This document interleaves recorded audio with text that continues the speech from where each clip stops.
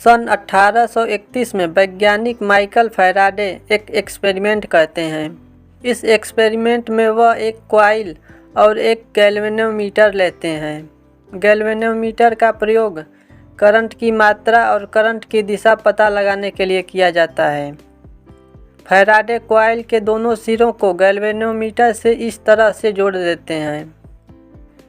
इसके बाद जब वह एक चुंबक को कॉइल के पास लाते हैं तो गैल्वेनोमीटर में कुछ डिफ्लेक्शन दिखाई देता है। समझने के लिए मान लीजिए कि गैल्वेनोमीटर में पॉजिटिव डिफ्लेक्शन दिखाई देता है और कॉइल में करंट एंटी क्लॉकवाइज फ्लो होता है। लेकिन चुंबक को रोक देने पर कॉइल में करंट का फ्लो बंद हो जाता है। जब चुंबक को कॉइल से दूर ले जाया जाता है तो गैल्वेनोमीटर में नेगेटिव डिफ्लेक्शन दिखाई देता है। मतलब चुंबक को दूर ले जाने पर कॉइल में करंट की दिशा पलट जाती है। अब चुंबक को स्थिर रख देते हैं और कॉइल को मूव करते हैं। ऐसा करने पर भी कॉइल में करंट पहले की ही तरह बनता है। कॉइल में इस तरह से बनने वाले करंट को इंड्यूस्ड करंट कहा जाता है। कॉइल में बनने वाला यह करंट बहुत कम होता है। इस एक्सपेरिमेंट से यह पता चलता है कि कॉइल से गुजरने वाले मैग्नेटिक फील्ड लाइन में चेंज करने पर कॉइल में एक करंट बनता है। चुंबक को कॉइल की तरफ ले जाने पर कॉइल में एंटी क्लॉकवाइज करंट बनता है और कॉइल से दूर ले जाने पर क्लॉकवाइज करंट बनता है। यदि चुंबक को 1 सेकंड में 50 बार कॉइल के पास ले जाया जाए और दूर किया जाए तो कॉइल के सिरों पर 50 हर्ट्ज की एसी करंट बन जाएगी। लेकिन कॉइल से गुजरने वाली मैग्नेटिक फील्ड लाइन को लगातार चेंज करने के लिए 1 सेकंड में 50 बार चुंबक को आगे पीछे करना सामान्यतः संभव नहीं है।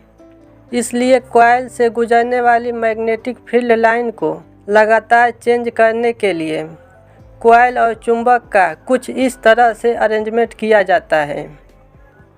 आसानी से समझने के लिए हम कॉइल के एक वायर को ही अच्छी तरह से समझते हैं।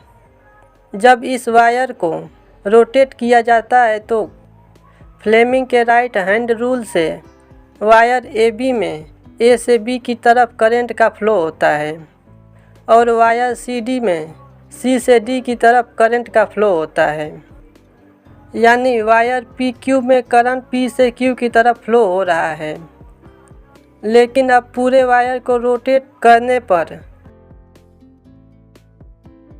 वायर CD में करंट D से C की तरफ फ्लो होता है और वायर AB में करंट B से A की तरफ फ्लो हो रहा है।